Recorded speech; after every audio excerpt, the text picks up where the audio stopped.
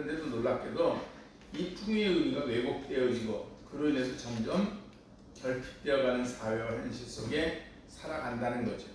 뭐니 해도 머니가 최고다. 뭐로 가도 서울만 가면 된다. 어찌됐건 결국 물질을 얻는 자가 풍요로운 거라고 이 자본주의 사회에서는 말합니다. 그러나 이 성장지향적인 가치관은 오늘을 사는 우리의 삶을 그야말로 손들이채 흔들어 놓습니다. 자본주의 체제라고 해서 행복의 표대가 물질입니까? 경제 문제만 해결되면 모든 것이 해결됩니까? 성경은 아니라고 단호하게 말합니다. 여러분 오늘 본문에 보면 어쩌면 오늘 현실과 너무 유사해요. 여러분 이런 불황이 닥쳐오면 가난한 사람들은 점점 더 어려워집니다. 그러다 보니까 어때요? 은으로 힘없는 자를 사며 신 한 켤레로 가난한 자를 사는 거예요. 또 찌꺼기로 밀을 팔죠.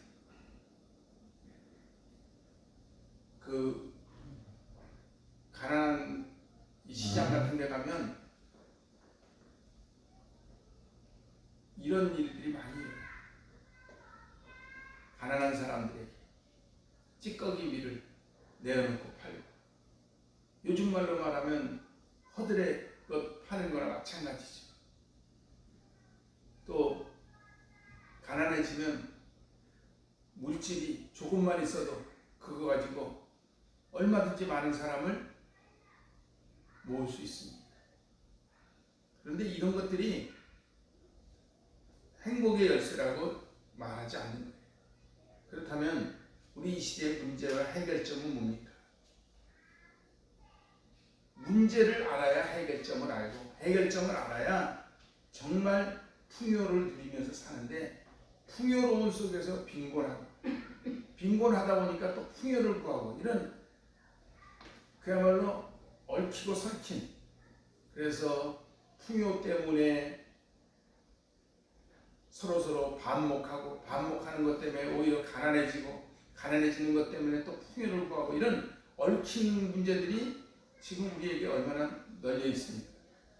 형제지간에도, 부모지간에도, 심지어는 그 부모 자식지간에도 이런 문제가 걸려 있어요. 바로 오늘 본문의 4절을 한번 읽어보세요. 가난한 자를 삼키며 땅에 힘없는 자를 망하게 하려는 자들아, 이 말을 듣고.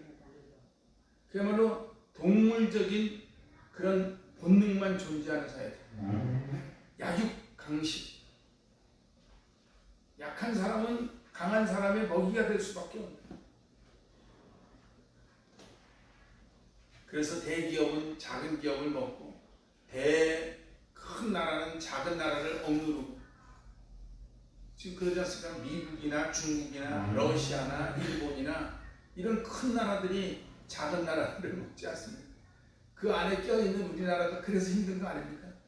이 4개국의 발판에 놓여가지고 꼭 조선시대하고도 비슷해요. 근데 이거는 역사적으로 어쩔 수가 없는 거예요. 이게 우리의 문제죠. 그런데 그 문제만 있는 게 아닙니다. 또 하나의 문제가 있는데 뭐냐면 형식적인 신앙생활입니다. 신앙생활 하긴 해요. 근데 이들이 신앙생활을 하기 위해서 일주일을 사는 게 아니에요. 일주일 동안 열심히 각자 삶의 현장에 살다가 이 주일날 중매전으로 나와서 예배드리는 게 목적이 아니라 일주일 사는 게 목적이니까 주일을 어떻게든지 지나고 넘어가는 거예요. 그래서 빨리 이 안식일 얼른 지나고 나가서 곡식을 팔자. 또 밀을 내고 에바를 작게 하고 세겔을 크게 해서, 이거 에바나 세겔이라는 거 여러분 저울로 말하면 달고 재고 그러는 겁니다. 근데 무게를 다르거나 그 용량을 다른 건데, 이거를 팔 때는 작게 하고 사는 거는 크게 하고, 제가 이런 예는 수차례 드리지 않았습니까? 새벽 기도 때도 드리고 수시로 그런 제가 지방에서 있을 때 그 고추 장사 얘기를 하면서 드리지 않습니까? 고추를 살 때는 큰 저울에다, 팔 때는 작은 저울에다. 그래서 한 예배는 드리고 신앙생활을 하는데 이게 주가 아니고 나가서 생활하는 게 주예요. 형식적으로 치우고, 뭐 그것도 안 하는 사람들에 비하면 뭐 그것도 낫다고 할 수 있지만, 그러나 성경은 그렇게 표현하고 계시지 않거든요. 이왕의 예배를 드리는 거 주님께 전심으로 드리는 우리가 되실 수 있길 바랍니다. 이 한 시간을 전심으로 드려야지, 빨리 이거는 찍고 가서 여기 그저 한 시간 하고 나머지 시간이 나에게 소중하다, 이 부분을 하나님은 말씀하고 계십니다. 그러다 보니까 또 뭐가 거예요? 속이는 척. 여러분, 신앙생활을 대강하는 사람은 삶의 현장을 속이게 할 수밖에 없는 거예요. 신앙생활을 잘하는 사람은 저 사람이 문제가 아니라 하나님과 나와의 관계의 문제이기 때문에 저 사람에게 안 속이는 거예요.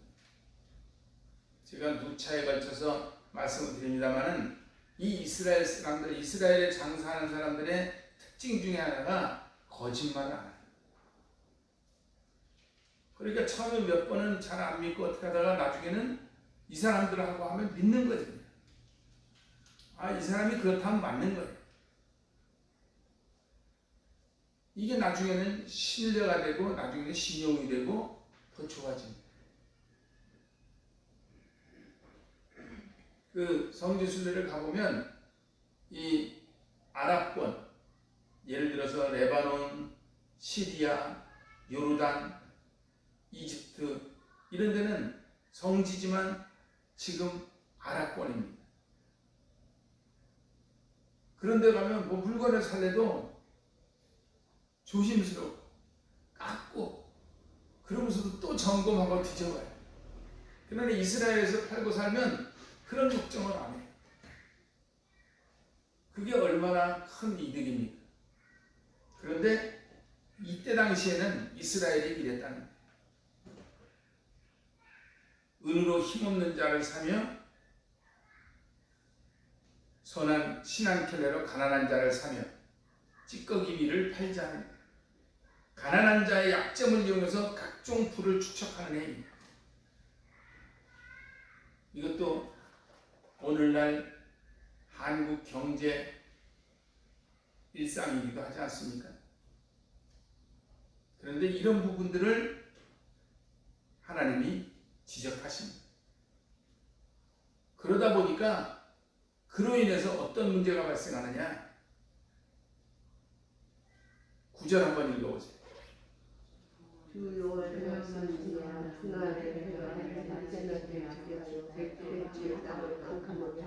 예.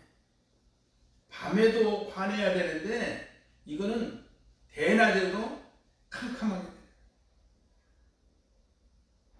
지금 우리가 아이들을 대낮에도 함부로 밖에 내놓지 못하지 않습니까? 요즘은 집 앞에 잠깐 나가는 것도 조심스럽지 않습니까? 사건 사고가 집 앞에 엘리베이터 앞에서도 많이 일어난다는 거예요.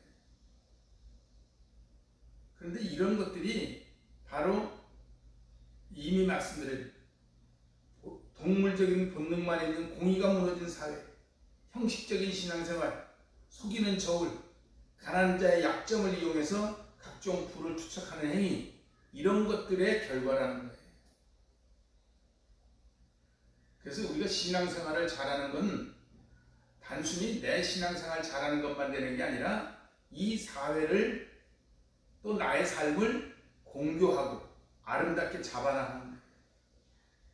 단순히 그저 예배 잘해서 하나님과의 관계만 좋아지는 게 아닙니다. 또 백주가 캄캄하게 될 뿐만 아니라 10절 읽어보세요.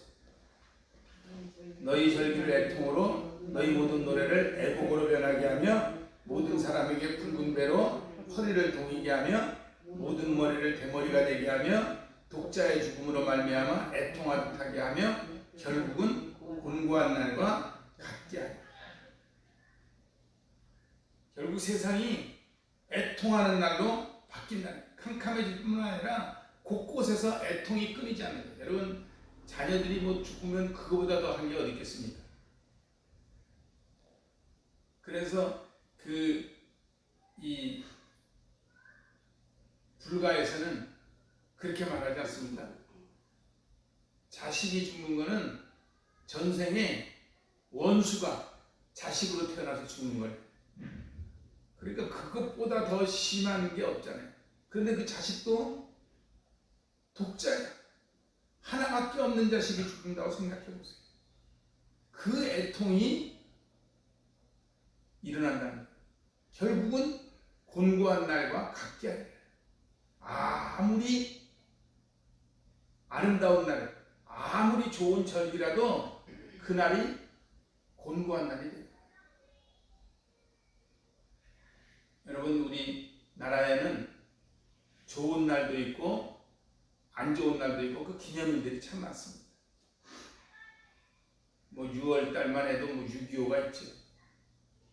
5월 달 하면 뭐 5.18이 있죠. 4월 달 하면 4.19 있죠. 3월 달 하면 3.1절 있죠. 10월 달 하면 10월 3일 학생의 날 있죠. 뭐 거짓다달이 있다시피 할 정도로 애통하는 날들이 있습니다. 남들에게는 몰라도 당사자들에게는 그날이 잊혀지지 않는다. 그런데 바로 이런 애통이 모든 사람에게 임하는 그런 날들이 된다. 또 그것만 아닙니다. 11절 읽어보세요. 주 여호와의 말씀이라 나 날이 이를지라 내가 기근을 땅에 보내리니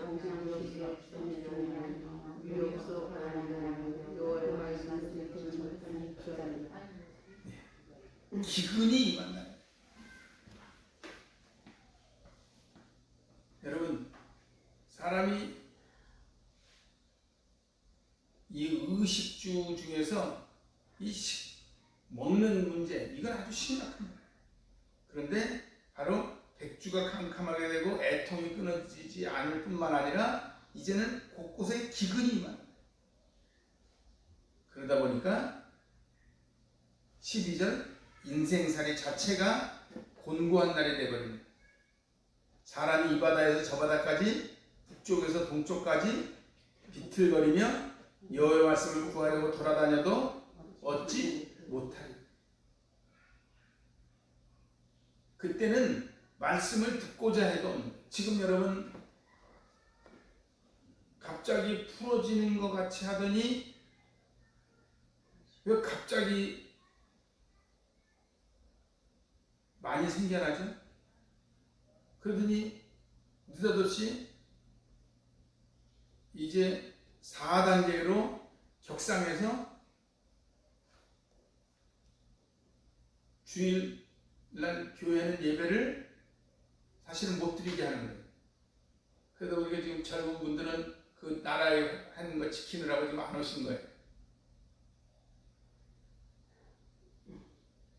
그런데 와도 찾아다녀도 하지 못하는 날이 오는 거예요. 어디 가든 북쪽으로 가든 동쪽으로 가든 어딜 가도 사람들이 비틀거리고 제대로 서 있지도 못하고 말씀을 구하려고 돌아다녀도 얻지 못해요. 어느 교회를 가도 말씀이 없어요.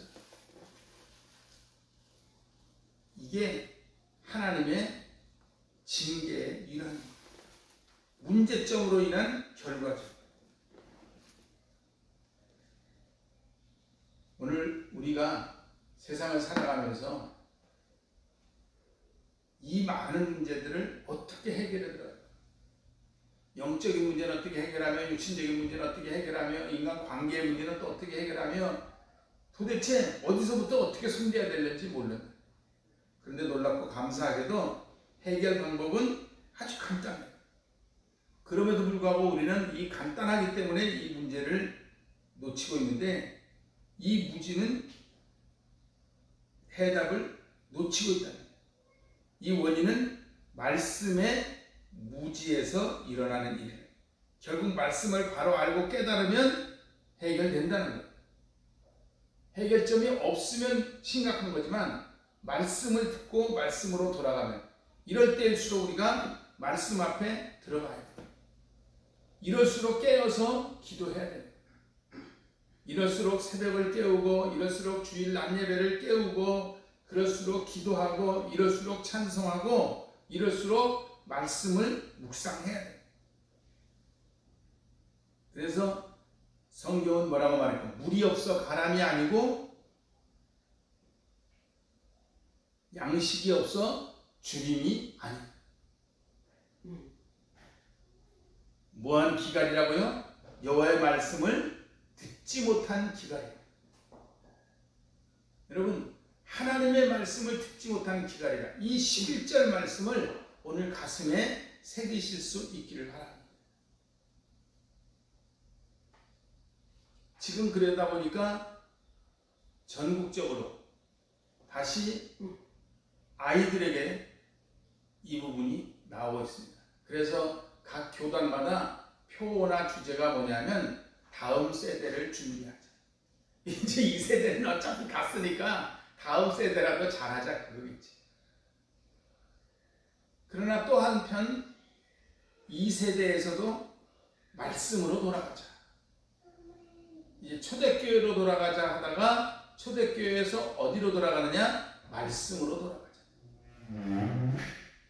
오늘 저와 여러분이 먼저 말씀으로 돌아가는 은혜가 있기를 바랍니다.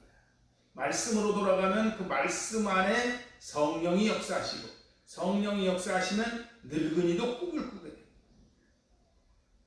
그러나 말씀이 없으면 젊은이도 어디로 가든지 방황하고, 대낮에도 캄캄해지고, 아무리 기쁜 절기에도 애통하게 되고, 아무리 풍요로운 시절에도 기근이 임하게 되고, 인생살이 자체가 곤고한 날이 되고. 그러나 말씀으로 돌아가 말씀에 의한 성령이 역사하시면 아무리 암울한 날도 기쁨의 날이 될 수 있는 거예요. 아무리 약한 날도 강건한 날이 될 수 있는 거예요. 이제 매달 매년 매 절기가 기쁨과 환희의 날로 변화되는 그런 은혜가 있다는 거예요. 오늘도 이 기쁨의 날, 진리를 알지니 진리가 너희를 자유롭게 하리라는 이 말씀, 오늘도 이 하나님의 말씀을 가슴에 새기면서 일어서는 우리가 되실 수 있기를 바랍니다. 그래서 우리 사랑하는 송축의 가족은 이 땅에 정의를 세우는 일에 나부터 변화될 수 있게 되길 바랍니다. 외적인 풍요를 구하다가 영의 기갈이 드는 오류를 범치 않기를, 말씀을 듣고 싶어도 듣지 못하는 날이 올 수 있음을 명심해서 말씀이 들려질 때 아멘으로 듣고, 들을 수 있을 때 많이 가슴에 새겨두실 수 있기를 바랍니다. 이 땅의 모든 것보다 가장 소중한 것이 말씀임을 꼭 명심하실 수 있기를 바랍니다. 뿐만 아니라 이제 이 땅에 주님이 주시는 이 아름다운 은혜, 아름다운 사랑은 더 큰 기쁨으로, 더 큰 사랑으로 변화돼서 누릴 수 있다는 걸 알아서 허락해 주신 날에는 기쁨으로 누리고, 허락해 주지 않으셨을 때는 찬송으로 오히려 변화시켜 나가는 우리가 되실 수 있기를 바랍니다. 한번 11절을 같이 읽고 말씀을 마치고자 합니다. 주 여호와의 말씀이니라. 보라, 날이 이를지라 내가 기근을 땅에 보내리니 양식이 없어 주림이 아니며 물이 없어 가람이 아니요 여호와의 말씀을 듣지 못한 기갈이라. 기도드리시겠습니다.